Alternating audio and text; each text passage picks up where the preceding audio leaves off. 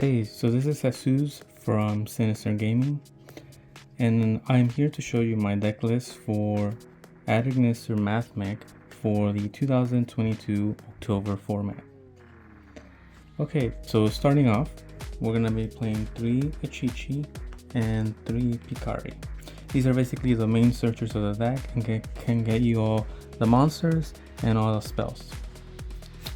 Then we have Doyon, which helps you recur all your resources. Bururu helps you make the synchro, and also it's a foolish burial for the deck. We have Hiyari, which is an excellent extender and can also turn to level 4, which can then help you make the Mathmech monster in some situations. Hiyari also searches Gachiri, which is another great extender, and it also has a lot of protective effects. One being that when it's on the field, it helps protect all your monsters from destruction once, and then also when it's sent to the graveyard, it makes one of your monsters unaffected by card effects until the end of your opponent's turn. So it can come in handy when you either want to end the game or want to stall out a turn. Okay. So for the spells and the traps, well, only spells. So we're playing 3 lands because you basically want to see this card. It's the card that lets you summon all your Adagnis monsters. And also a lot of people who are playing against this deck kind of knows that if you negate the link 1, then maybe we'll pass. But yeah, you want to see this card. So we're also playing 3 AI Michu because it is basically Broda for the deck. It can search you any of the names that you saw over here, with the exception of Hiyari. This one has to be searched only by red. Okay. We're also gonna be playing the draw 3 card because it may help you either not brick, or you can draw into some of your side cards, which can be very impactful in games 2 and 3. And then we're also playing the AI Reborn. It's an extender. It helps you recur if you revive the correct targets, which should be Doyan. So you revive him, he gets you any of the other names that are in the grave, and then when he's linked off, you can just add her back. And so you can kind of like loop the process with these 2 cards.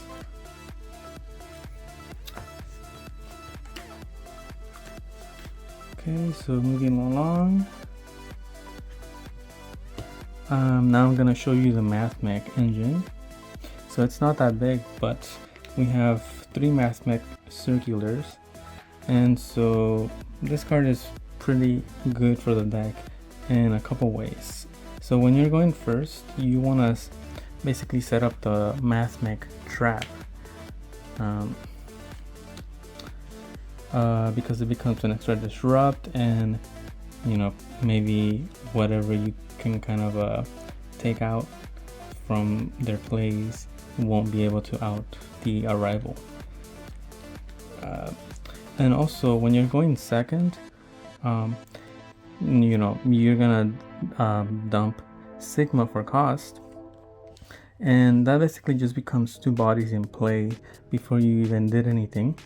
And so it doesn't matter if they negate this or not, you still get the extra body, which they basically expended a negate for nothing. But if they don't choose to negate and then you summon, then here you have the 2 bodies, and you'll use the effect to add the trap. And if they choose to negate, then the trap that's not even gonna be used this turn is no longer in play, but they used to negate.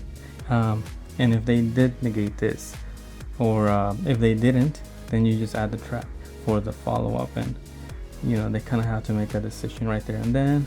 And then from here, you can either XYZ into the Mathmech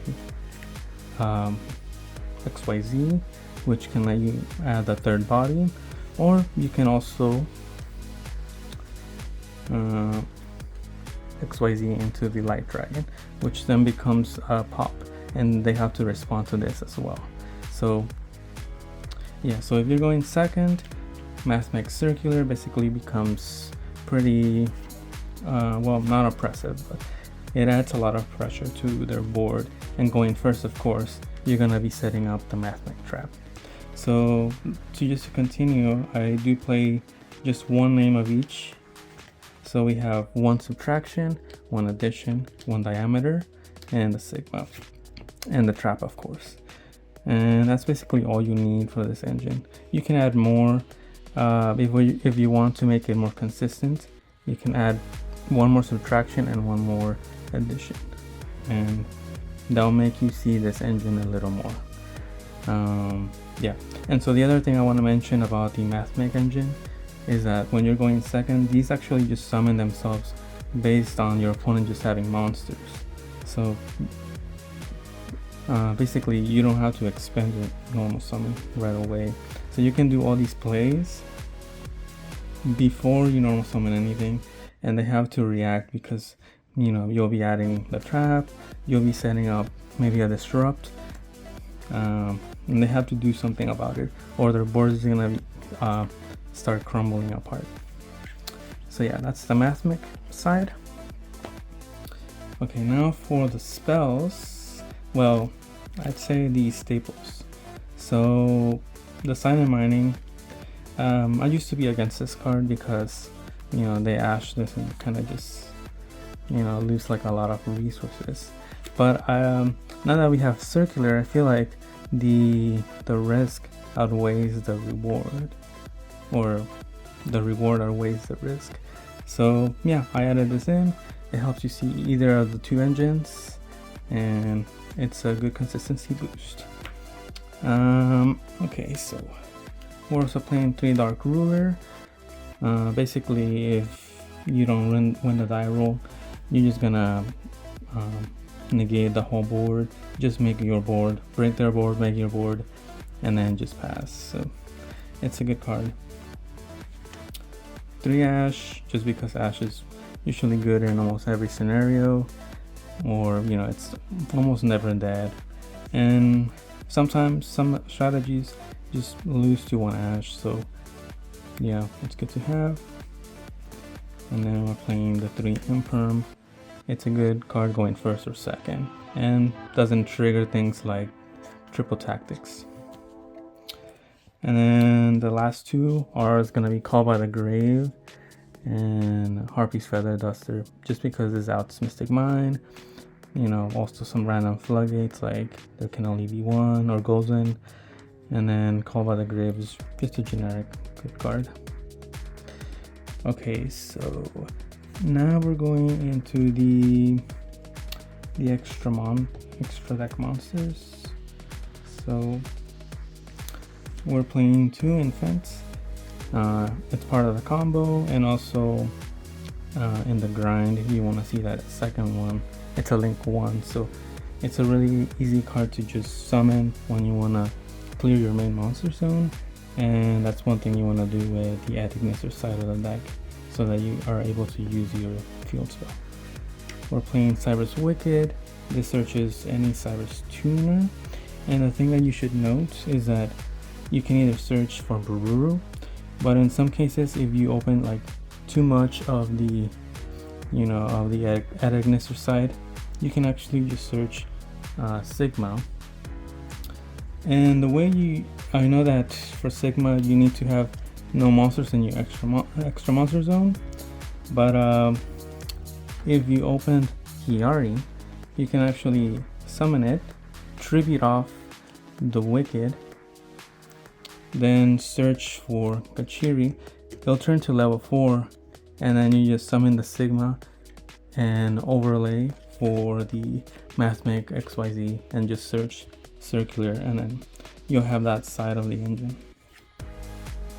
Okay, so we have Splash Mage because it's one of the greatest, well, it's basically one of the best extenders in any cyberse deck. The Wind Pegasus, it's part of the combo. You make it with Bururu, and it's basically an extra disrupt, and it also helps destroying spells and traps mid combo when you're going second and they have a back row and you maybe feel like it could be a an imperm droplets, you kind of get rid of it early on before you finish off your stuff. We're also playing the transcode talker. It's also part of the combo. Basically, I don't play Templar, and I just make a rival with transcode talker. Yeah, and then of course a rival, a card that's kind of difficult to out by most decks. We're playing one Heat Saw. If they somehow disrupt you mid-play or something, then just on Heat Saw, I just draw 2, maybe you draw the hand traps, and it still becomes an issue for them. We have the Update Jammer and Access Code package, which basically ends most games. Yep, attack dub twice and pop the whole board. For utility, we're playing the Lingerivo and the Link Spider. So against trap decks, make this right away and then it puts them in a hard spot. Or against decks that only play one trap, like pure Mathmech, let's say they only have that one super factorial, you make this right away and they basically can't even do their main thing. Yeah, so really nice card. And then Link Spider for when they nave you and you need to have either, if you have follow-up, you can go ahead and do that. But the important part about Link Spider is that, let's say they nib you and it's game 2 or 3 when they sided in the nib, then hopefully you open the rivalry and you'll just lock them into rock while you're still locked into cyberse, I guess. So for you it doesn't hurt, for them it does. They expended a resource and they're still, basically they get punished by it. We're also playing the Light Dragon just because when you're going second with the Mathmechs, you can make this if you're in a really hard spot, and you can start breaking their board if they don't negate this. And the thing is that if they have like a hard negate, like something like Barone, and you choose to pop and they choose to negate, this will protect itself. So they basically use a negate while you lost nothing. And then we have the 2 Mathmech XYZs, which basically this is part of the combo, and this is the guy that basically sends all the cards away to the grave, and if you made it with diameter, then you gain another negate on their turn. So it's really nice. Okay, so quickly going over the side deck here, we're playing the 3 rivalry, just because against some matchups you flip this and they kind of just get stuck, or if they're not completely stuck or they have the out, it kind of puts them in an awkward spot where they have to use resources to out this. Like against Sprite, yeah, they can out this with smashers, but at the same time they're being forced to use smashers right away, having to send one of their level 2s. So it's a good trade-off, or it's an auto win against some decks. 3 evenly against back row decks. Also, a lot of decks aren't playing like an Omni negate, so you can just catch them off guard, just clean up their board, make your board. Okay, 3 Cosmics for Mystic Mine, Runic decks. That's the main purpose. It's just good generic back row removal. We're playing 3 droplets because if there's a scythe deck, then you want to have the answer for that. That's something that Dark Ruler can't do for you, but droplet can. And then 3 Nibiru because you don't want to get caught off guard from some random combo deck that does like 10 summons before they summon an Omni Negate, and you just nib, and they basically get stuck. So yeah, that's the deck. Let me know what you think, leave some comments, subscribe and all that. This is one of the versions of the deck I have, so if you ever want to see more, yeah, just let me know.